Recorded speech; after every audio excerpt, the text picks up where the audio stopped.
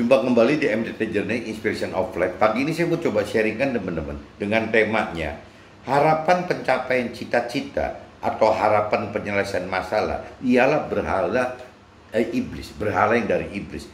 Nah ini jadi kalau saya pelankan harapan teman-teman, harapan pencapaian cita-cita. Jadi kapan kita akan mendapatkan menggapai cita-cita itu, atau ya harapan penyelesaian masalah, kapan masalah ini bisa berlalu selesai gitu.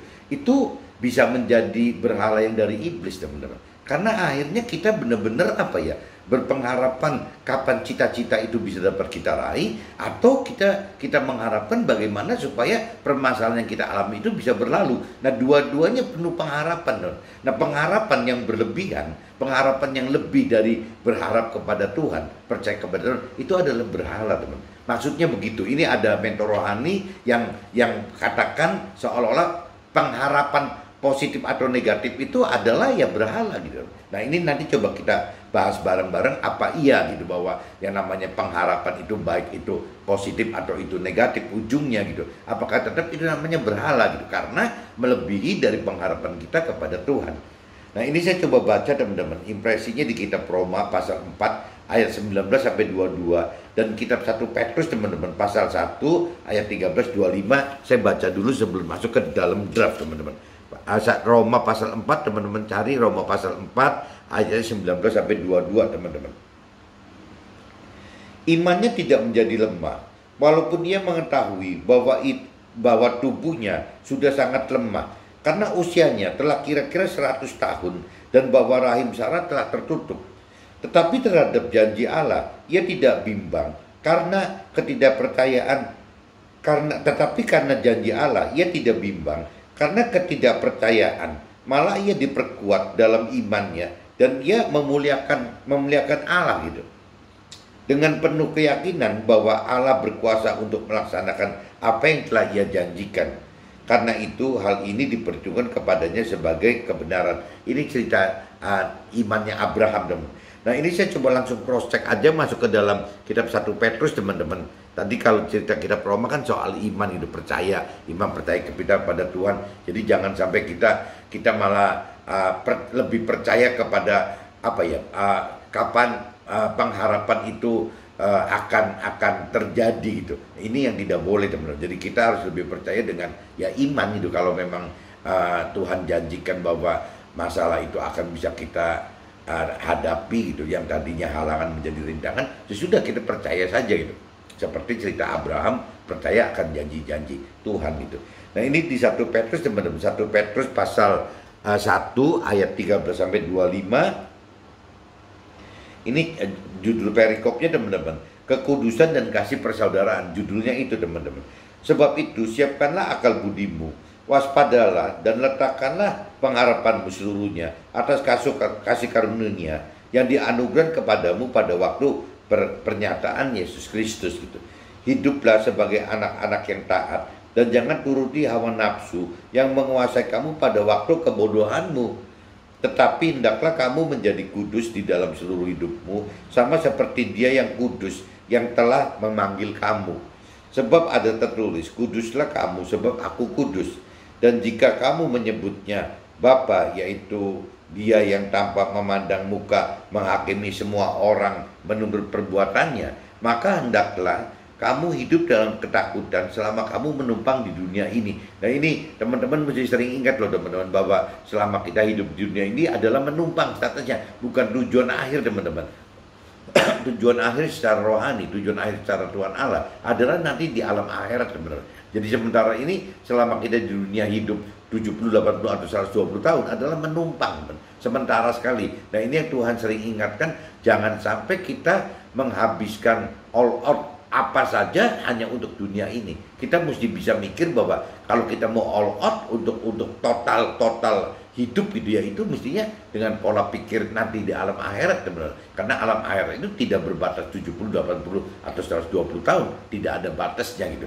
Nah ini yang Tuhan selalu ingatkan kita itu seperti itu. Jangan sampai kita terjebak oleh ya cuman target-target duniawi saja. Biasanya kalau pengusaha atau orang karir, teman, target utamanya adalah mencari kesuksesan duniawi. Ya, untuk apa? Untuk mendapatkan kebahagiaan hidup di duniawi juga gitu. Nah, sedangkan cerita kalau rohani atau cerita versi Tuhan bahwa kategori duniawi ini kan nggak ada gunanya gitu, karena akan kita tinggalkan masuk ke dalam, yaitu proses-proses ke dalam akhirat itu gitu. Yang dibutuhkan itu justru target keselamatan akhirat, bukan kesuksesan duniawi atau kebahagiaan duniawi saja gitu.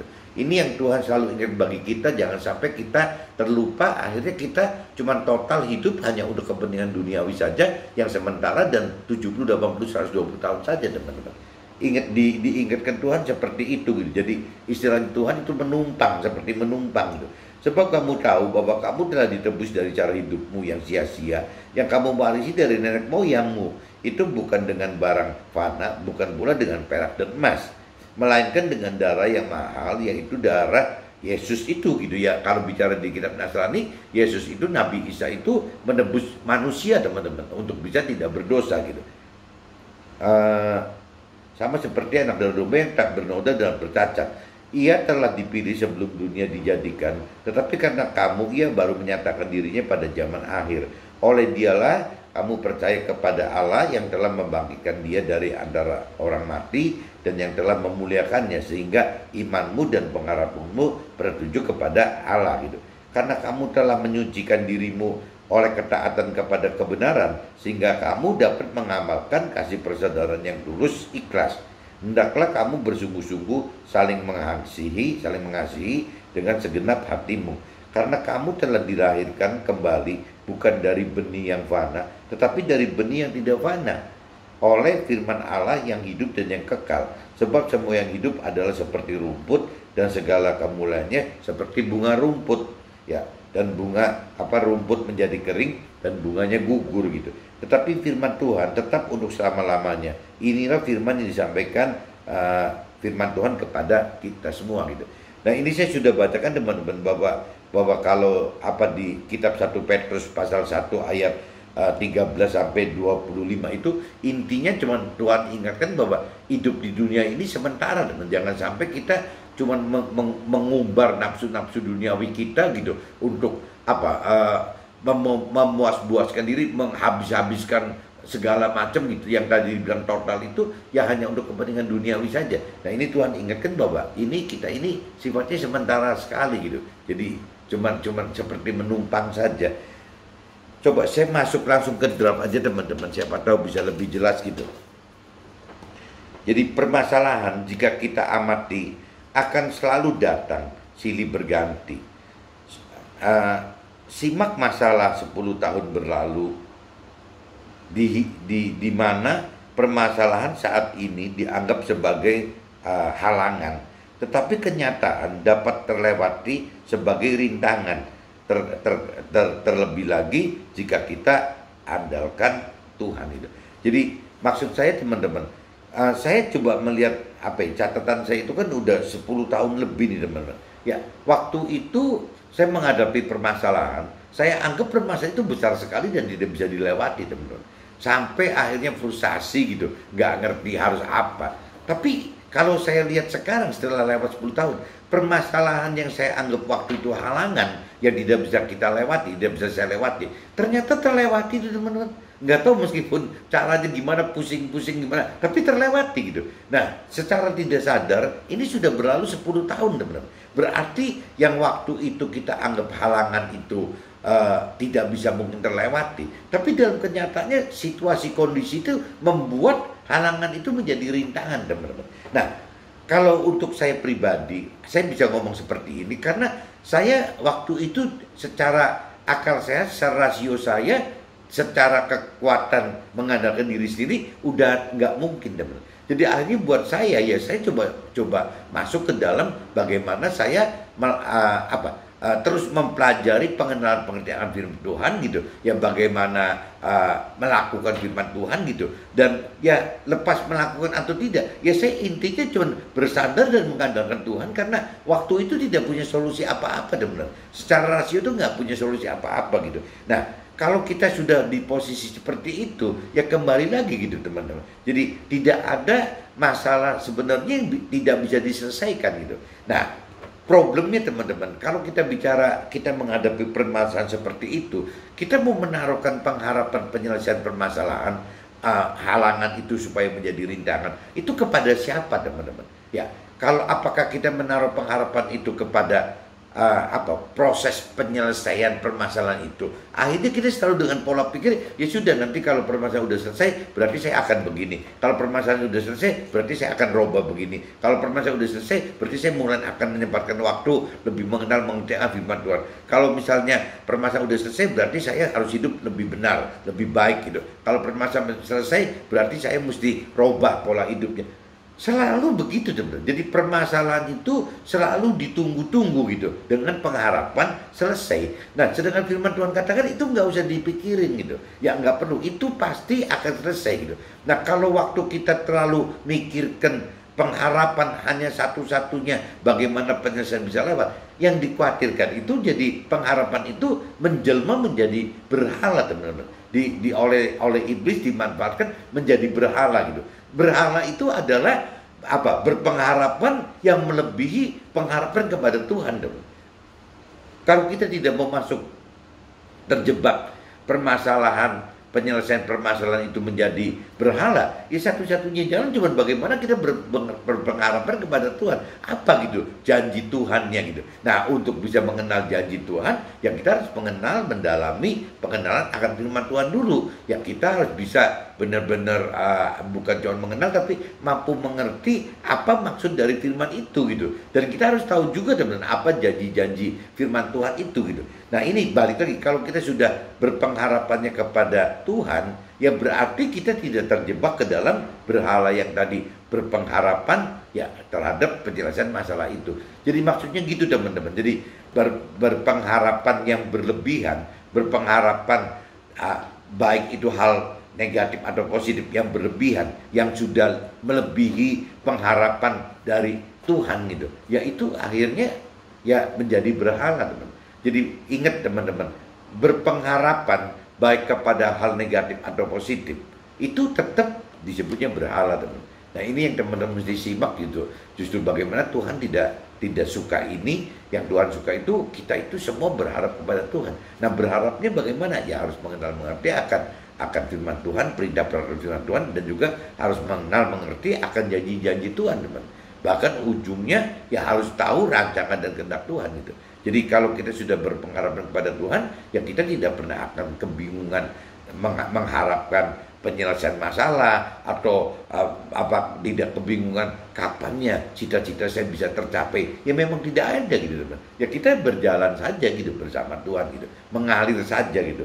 Nah, ini maksudnya seperti itu teman-teman.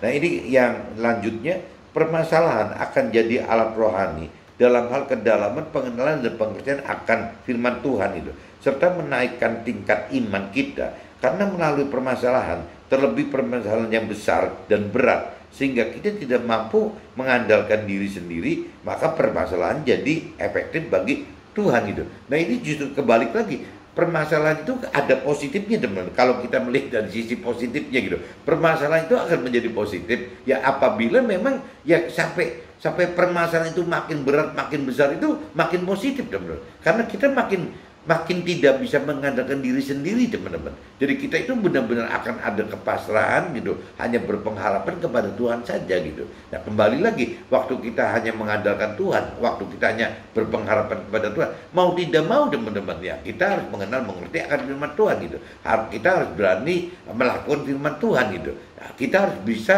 menghidupkan roh Tuhan apabila kita sudah mengerti, dan memang untuk melakukan firman Tuhan harus ada roh Tuhan teman. Untuk mengerti saja sudah harus ada firman Tuhan, ada roh Tuhan gitu. Jadi maksudnya begitu teman-teman. Jadi permasalahan itu akan menjadi positif apabila memang permasalahan itu dapat dipakai secara positif. Nah, permasalahan dipakai secara positif itu, yaitu bagaimana caranya kita berpengharapan untuk penyelesaian permasalahan itu, bukan dengan berharap-harap sendiri gitu ya akhirnya yang dikhawatirkan itu, kalau kita berharap-harap sendiri, ya iblis akan gunakan pengharapan dari diri kita sendiri itu, iblis itu mainin jiwa kita, ya akhirnya ya kita berpengharapan, kapan ya masalahnya selesai? Kapan ya masalahnya selesai? Kapan ya cita-citanya tercapai? Kapan ya cita-cita tercapai? Nanti kalau cita-cita tercapai baru saya akan melangkah A, B, C, D. Kalau sampai permasalahan udah selesai, kita baru akan melangkah A, B, C, D. Nah, Tuhan tidak suka itu, teman-teman. Tuhan itu lebih suka kita ngelangkah aja gitu, A, B, C, D. Cuman ke dalam keseharian kita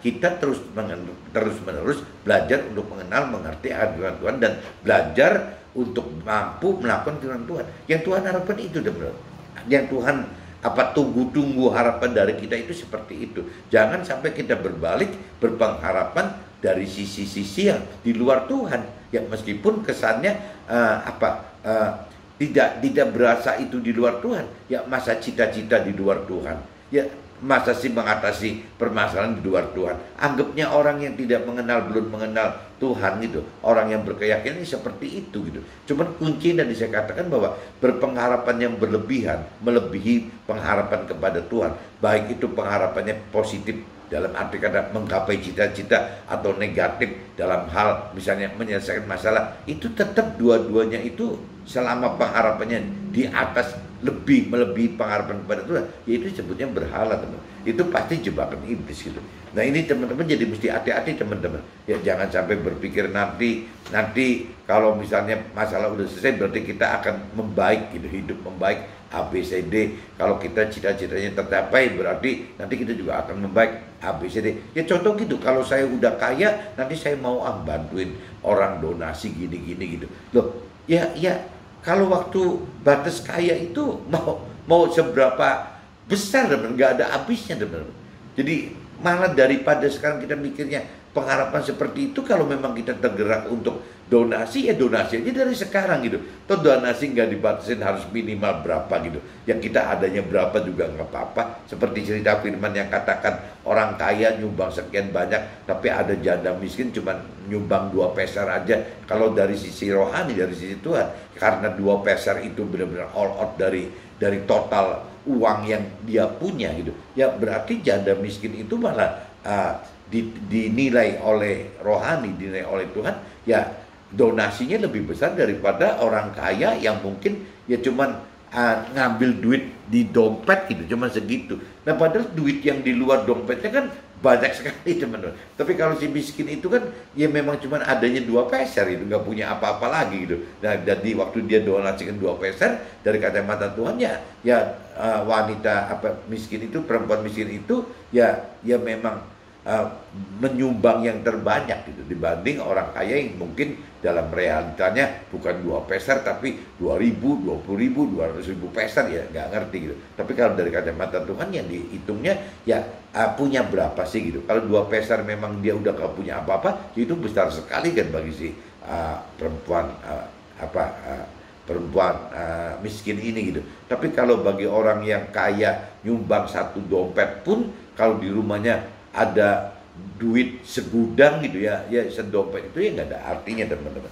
Jadi ukurannya bukan dari nilai rupiah uangnya, tapi dari hatinya, dari kepemilikannya gitu teman-teman.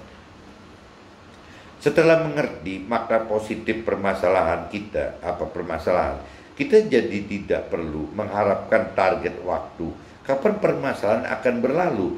Jika kita harapkan hal seperti ini, maka secara rohani akan manfaatkan penyelesaian masalah jadi berhala bagi kita gitu. Karena kita selalu berharap kepada permasalahan agar segera berlalu. Nah, ini tadi dikatakan benar. Jadi kalau kita sudah menganggap bahwa kalau permasalahan udah selesai nanti saya mau nyumbang, kalau permasalahan udah selesai nanti saya mau jadi aktivis untuk kalau masalah udah selesai menjadi alat Tuhan, kalau sudah menjadi selesai nanti saya gabung dalam tim bakti sosial. Itu selalu mikirnya gitu. Nah, Tuhan tidak sarankan seperti itu, karena pasti selesai, teman-teman. Nah, problemnya kalau seandainya kita kurang percaya Tuhan, akhirnya kita tidak mengharapkan Tuhan bantu menyelesaikan masalah kita, tapi kita cuma berharap-harap sendiri saja, teman-teman. Nah, waktu berharap-harap sendiri jadi akhirnya ya kacau semua. Nanti kalau masalahnya udah selesai, saya mau tunduk sama suami saya. Ya kalau kata suaminya, nanti kalau masalahnya udah selesai, nanti saya mau mengasihi istri saya. Ya kalau nanti masalahnya selesai, orang tua akan menuntun anak-anaknya untuk mengenal Tuhan lebih dalam. Ya kalau sampai masalah udah selesai, nanti saya akan bagikan waktu buat orang tua kita supaya kita lebih hormat.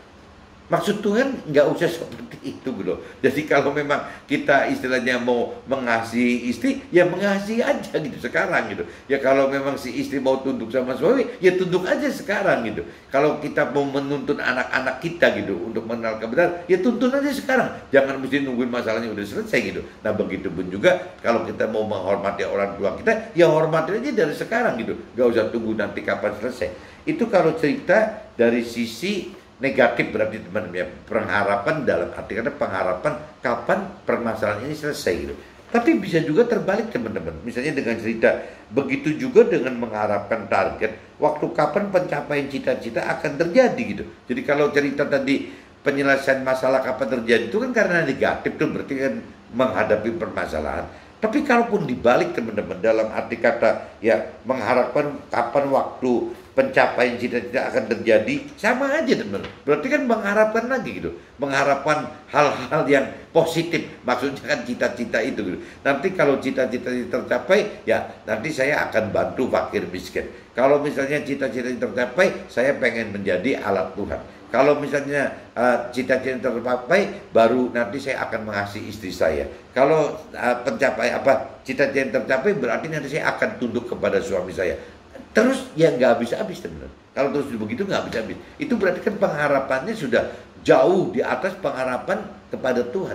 Kalau kita berpengharapan itu pengen bentuknya masalah, kita udah nggak peduli kok. Yang penting pasti Tuhan atur itu. Gitu. Sebaliknya juga sama teman. Apabila pengharapan ini cita-cita, ya kita juga nggak usah tungguin kok. Ya Tuhan pasti udah atur untuk kita kok, untuk bisa menggapai apa cita-cita itu akan terjadi. Gitu. Tapi kalau kita tidak mengandalkan Tuhan, ya akhirnya pengharapan untuk pencapaian cita-cita itu jadi berhala lagi teman-teman, karena pengharapannya lebih besar daripada kita berharap kepada Tuhan gitu. Hal seperti ini juga tidak berbeda dengan mengharapkan waktu kapan permasalahan akan berlalu, karena keduanya adalah senjata iblis untuk kita terperangkap dalam pengharapan di luar Tuhan gitu. Jadi ini tetap ditegaskan lagi bahwa pengharapan baik hal itu dalam menyelesaikan target waktu permasalahan atau permasalahan itu dalam hal pencapaian cita-cita gitu. Ya itu dua-duanya bisa menjadi perangkap yang iblis pasang supaya kita bisa memberhalakan gitu. Ya itu yang tadi, kapan menyelesaikan permasalahannya atau kapan akan waktu untuk mencapai cita-cita gitu teman. Nah ini yang teman-teman mesti sadari bahwa ya kembali lagi pengharapan yang berlebihan di luar Tuhan itu ya berhala gitu. Dari sisi rohani, dari sisi Tuhan itu dianggapnya berhala gitu. Seperti di firman 1 Petrus teman-teman, firman 1 Petrus pasal 1 ayat 13. Sebab itu siapkanlah akal budimu, waspadalah dan letakkanlah pengharapanmu seluruhnya atas kasih karunia Tuhan yang dianugerahkan kepadamu pada waktu pernyataan Yesus Kristus, dalam waktu pernyataan Nabi Isa, dalam waktu pernyataan ya firman Tuhan kan gitu. Kalau saya universalkan menjadi seperti itu teman-teman.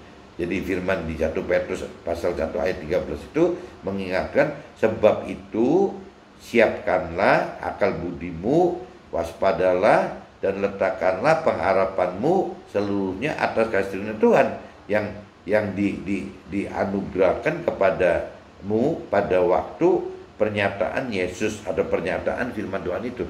Jadi kembali lagi pengharapan kita itu ya kembali lagi harus ada disesuaikan dengan firman Tuhan teman.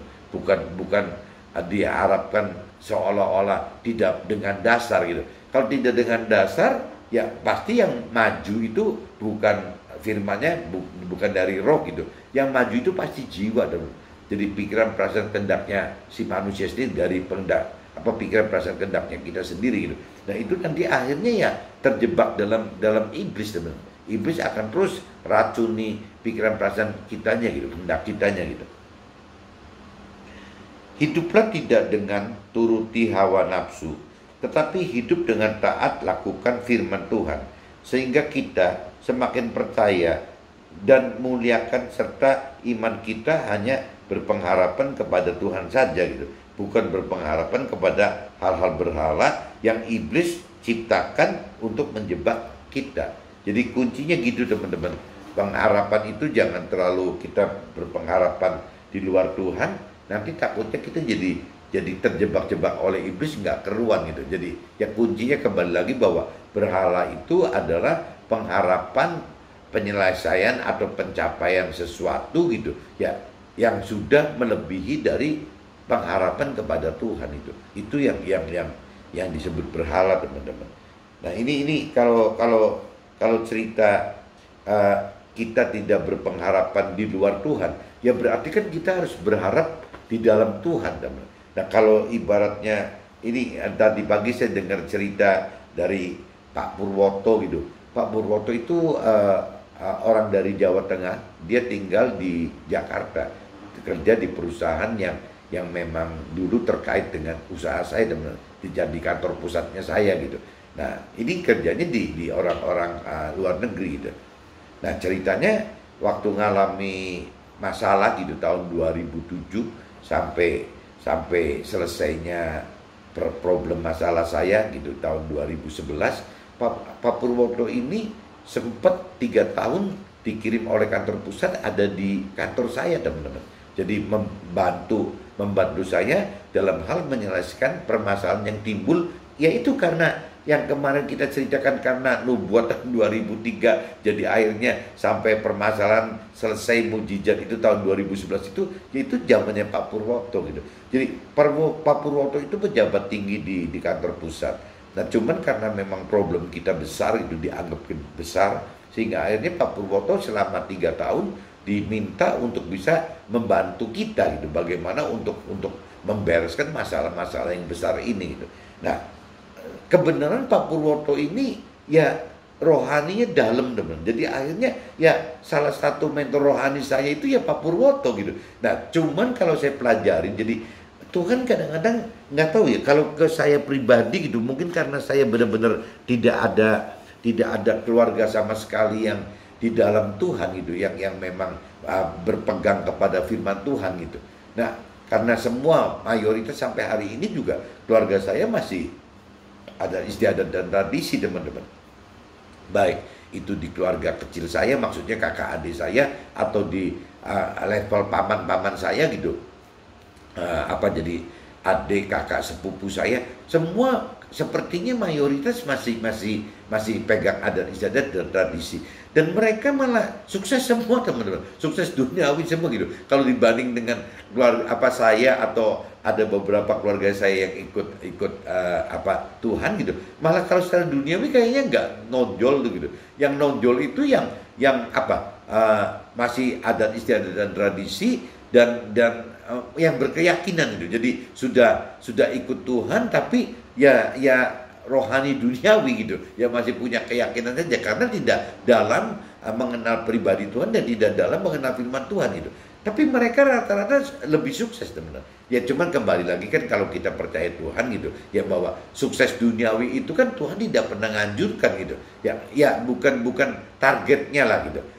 Yang Tuhan pengen itu kan target utamanya adalah bagaimana kita mendapatkan keselamatan akhirat dulu gitu. Ya kalau di firman Tuhan katakan di Matius 6:33 itu gitu, ya bicaranya dahulukan kerajaan surga dan kebenaran. Berarti kan selalu Tuhan tanamkan gitu, bagaimana mendahulukan mencari pribadi Tuhannya dulu dalam hidup kita gitu. Dan juga bagaimana mengenal gitu, mengerti akan firman Tuhan, perintah peraturan Tuhan gitu, yaitu adanya kan di firman gitu. Nah Tuhan selalu anjurkan itu teman-teman, bagaimana supaya bisa itu diutamakan dulu. Nanti setelah kita mendapatkan itu, ya baru kita akan ditambahkan oleh Tuhan hal-hal duniawi dan kebahagiaan duniawi itu.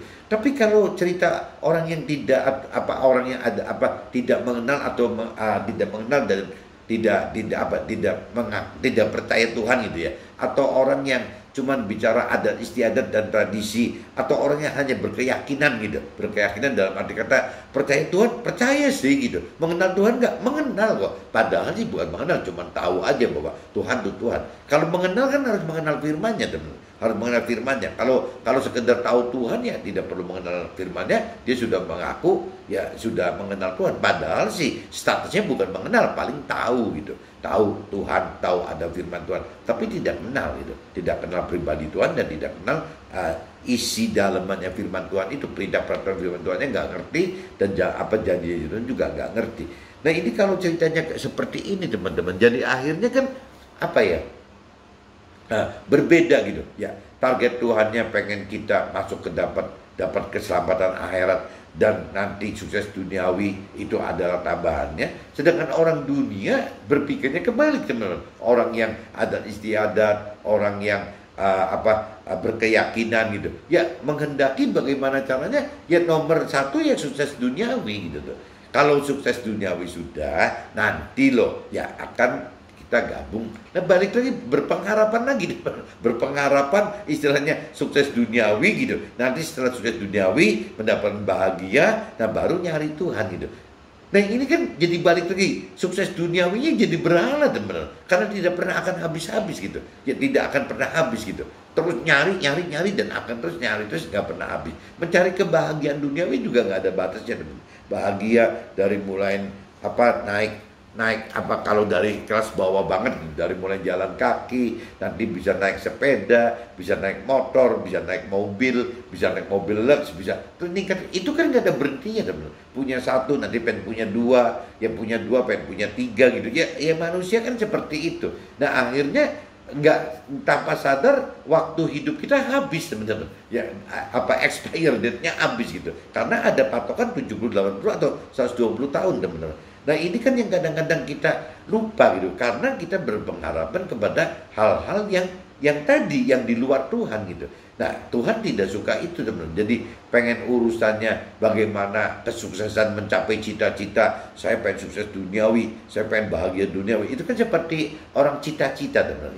Itu Tuhan juga nggak suka, karena pengharapannya lebih besar daripada pengharapan kepada pribadi Tuhan. Nah begitu pun juga pengharapan kepada penyelesaian masalah. Itu utang nggak beres-beres, ini sakit nggak sembuh-sembuh, kayak ini jodoh kok nggak dapat-dapat. Nah akhirnya kan terus mikir seperti itu teman-teman. Mikir seperti itu lebih besar daripada berpengharapan kepada Tuhan. Jadi akhirnya berpengharapan menyelesaikan sendiri. Nah ini yang secara rohani katakan hati-hati, iblis bisa manfaatkan momen-momen seperti ini gitu. Jadi akhirnya ya problem kita gitu, baik itu hal positif dalam arti kata pencapaian cita-cita gitu, kita pengen jadi sukses duniawi, pengen bahagia duniawi, atau sebaliknya teman, ini utang nggak beres-beres, ini sakit nggak sembuh-sembuh gitu ya, dua-duanya iblis akan manfaatkan sebagai berhala-berhala itu teman. Berhala, kembali lagi, berhala adalah sesuatu yang berpengharapan lebih daripada pengharapan kepada Tuhan.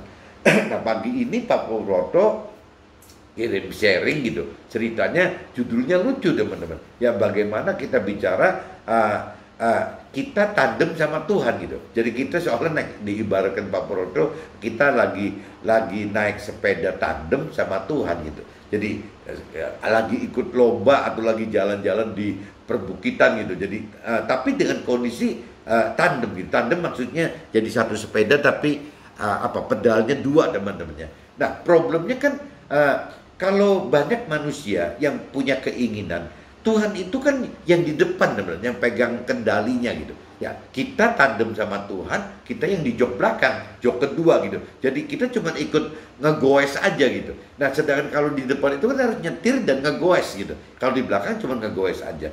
Manusia secara nggak sadar, banyak sekali pengen manusia itu yang seolah-olah ya pengennya Tuhan di depan gitu. Ya, kita tidak punya inisiatif apa-apa gitu. Nah, itu nanti akhirnya jadi susah teman-teman. Ya, sedangkan Tuhan pengennya kan kita kan kehendak bebas kita kan tidak dimatikan gitu teman-teman. Contohnya cerita Adam dan Hawa kan teman-teman. Adam dan Hawa waktu untuk makan buah yang terlarang itu gitu. Ya, Tuhan sudah peringatkan kok ya bahwa buah itu jangan dimakan gitu. Tapi Tuhan kan tidak mau ngasih satu paksaan tidak bebas gitu. Ya, kehendak dari Adam dan Hawa itu dikekang tidak bebas.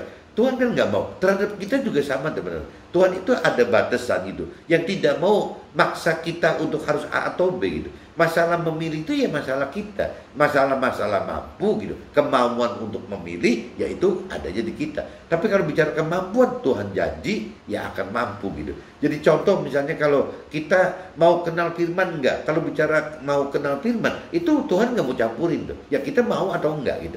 Nggak bisa Tuhan paksa, Tuhan nggak mau paksa gitu. Ya nggak mau. Memang aturan Tuhan seperti itu gitu.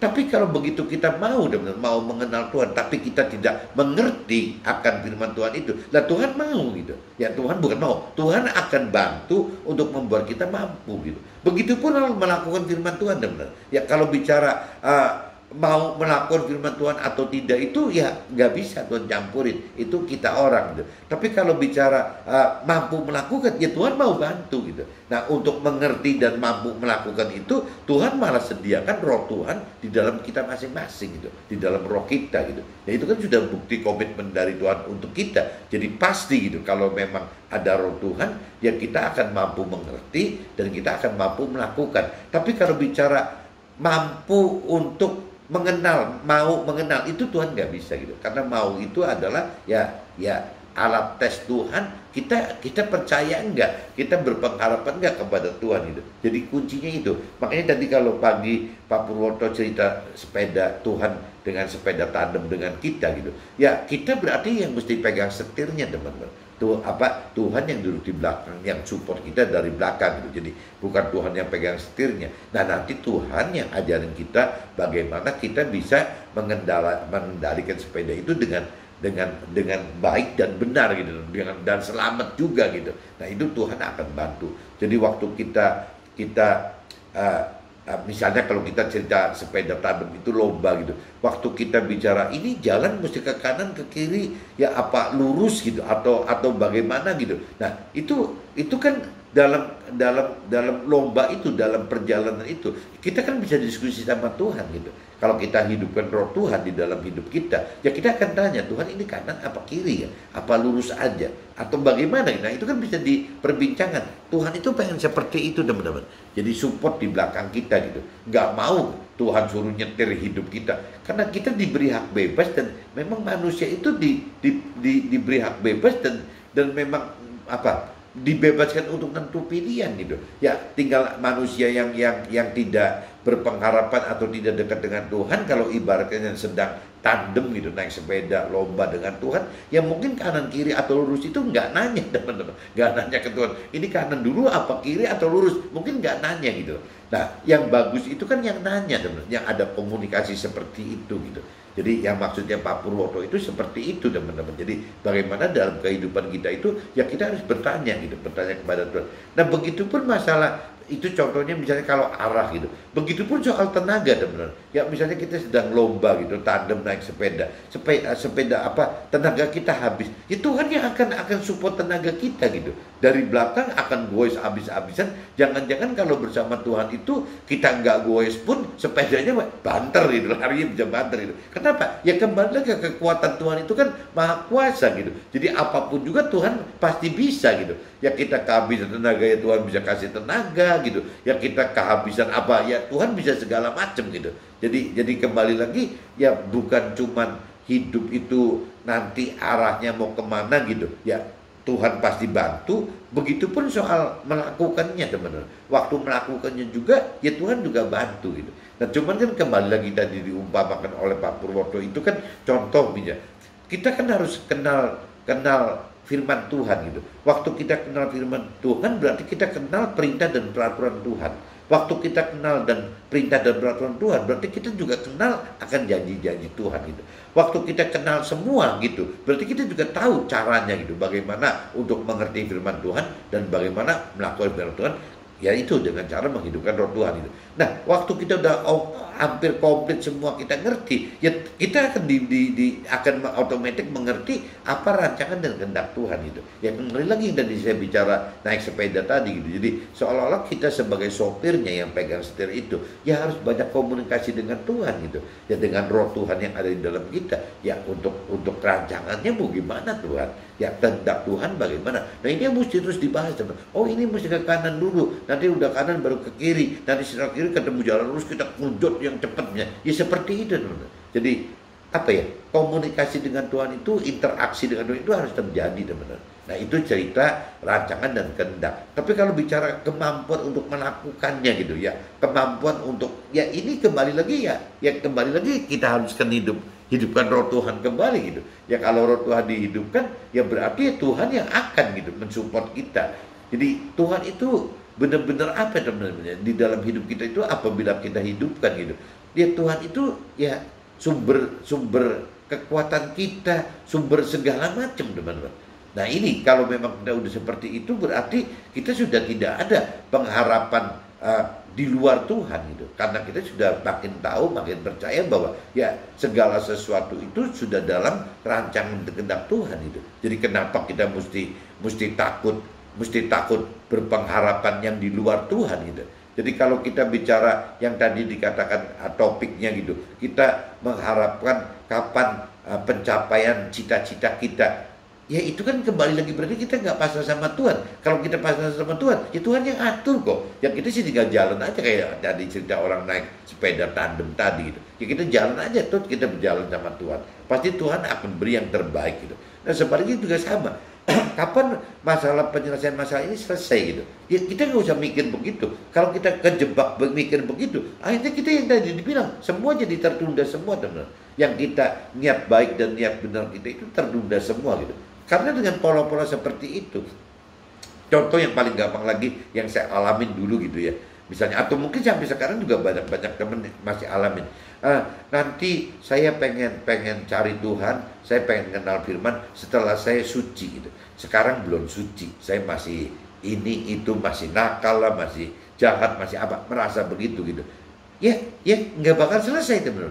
Ya kalau kita tidak, justru mestinya kalau kita memang salah gitu yang melakukan kesalahan sekarang, justru sekarang cepat-cepat mesti nyari Tuhan, bukan nanti setelah tidak nakal gitu, tidak salah, tidak berdosa baru nyari Tuhan gitu. Kebalik teman-teman. Ya Tuhan itu kan firman katakan justru orang yang jahat, orang yang bodoh, orang yang salah gitu, orang yang berdosa itu adalah ya priority Tuhan gitu. Tuhan akan nyari orang-orang seperti ini gitu.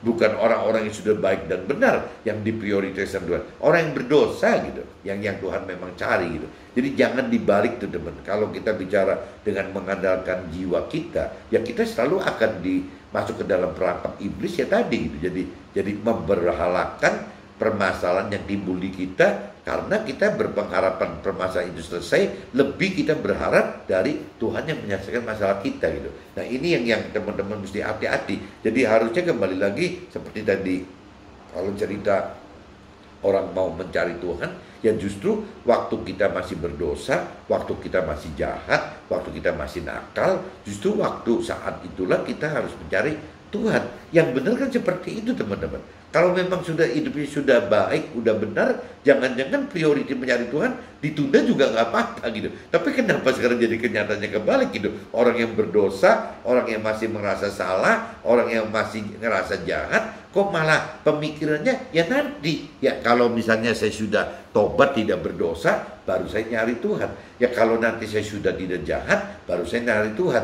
Kalau saya sudah tidak salah hidupnya, berarti saya nyari Tuhan. Kan kebalik teman-teman. Polanya kan kebalik gitu. Justru orang-orang yang seperti ini yang Tuhan tunggu gitu. Nah ini yang teman-teman mesti hati-hati. Kadang-kadang iblis menjebak kita untuk tidak mencari Tuhan itu. Ya caranya begitu teman-teman. Jadi pengharapan itu dilempar sehingga akhirnya jiwa kita hidup berpengharapan dengan pikiran perasaan kehendak kita sendiri, bukan berpengharapan dengan janji-janji Tuhan apa gitu. Nah ini yang apa ya, yang memang apa trik-triknya iblis yang jitu itu ya seperti ini teman-teman. Jadi kesannya seolah-olah benar gitu, seolah benar, tapi prakteknya nggak benar karena ketunda semua gitu. Itu kalau misalnya mau nyari Tuhan kalau udah suci, ya kapan gitu, kapan sucinya? Ya nanti kalau mau tunduk sama suami setelah permasalahannya beres gitu. Ya atau suaminya mikir nanti saya bisa mengasihi istri kalau misalnya sudah cita-citanya tercapai. Ya semua kan jadi ngawur semua teman. Ya mestinya kan itu kembali lagi kalau bicara dari sisi rohani, ada Meterone katakan bahwa pengharapan itu jadi malah baik itu pengharapan positif atau negatif. Kalau positif artinya misalnya contohlah pencapaian cita-cita, atau negatif artinya penyelesaian permasalahan gitu. Tetap dua-duanya jadi nggak benar teman. Ya karena dua-duanya hanya tidak lebih berpengharapan kepada Tuhan itu, tapi berpengharapan kepada jiwa sendiri yang akan yaitu daya pikir, perasaan dan kehendak untuk menyelesaikan targetnya, mencapai cita-cita atau targetnya menyelesaikan permasalahan. Mudah-mudahan teman-teman bisa tangkap maksudnya teman-teman. Jadi ya, permasalahan itu apa pengharapan yang berlebihan yang di luar Tuhan itu adalah berhala teman-teman. Bahkan sampai yang tadi gitu ya permasalahan pengharapan penyelesaian permasalahan pun bisa jadi berhala. Sebaliknya juga sama, pengharapan untuk mendapatkan mencapai cita-cita pun itu juga bisa berhala. Mudah-mudahan teman-teman bisa tangkap maksudnya. Nah kalau memang bisa tangkap maksudnya, ya sudah, berarti kita hidup harus mengalir saja. Seperti tadi ceritanya Pak Purwoto gitu. Ya sudah, kita belajar hidup, kita memang yang mengendarai sepedanya gitu. Tapi kita berandai-andai ada Tuhan gitu, ada Tuhan di sepeda tandem kita gitu. Ya dalam kehidupan kita harus seperti itu teman-teman. Jadi di interaksi dengan Tuhan waktu kita nyetir sepeda ini berinteraksi gitu. Tuhan kanan apa kiri apa lurus. Ya Tuhan ini tenaga saya udah capek sekali Tuhan, biar Tuhan bantu. Ya seperti itulah gitu. Hal-hal seperti itu harus kita adakan interaksi dengan Tuhan itu. Nah waktu kita sudah bisa seperti itu, pengharapan kita sudah tidak mengharapkan jiwa kita teman-teman, baik itu hal positif atau negatif. Ya kita sudah hidup bersama dengan Tuhan. Waktu kita sudah hidup bersama dengan Tuhan, kita sudah tahu gitu bahwa itu yang akan the best, itu yang terbaik ya gitu. Tanpa berharap ini itu, ya karena kita udah setiap saat bersama Tuhan. Mungkin cukup begitu teman-teman. Jadi tema hari ini saya coba sekali lagi tekankan, harapan pencapaian cita-cita atau harapan penyelesaian masalah ialah bisa menjadi berhala iblis gitu. Iblis ciptakan untuk kita terjerat dalam kondisi ini. Oke teman-teman, see you, bye-bye.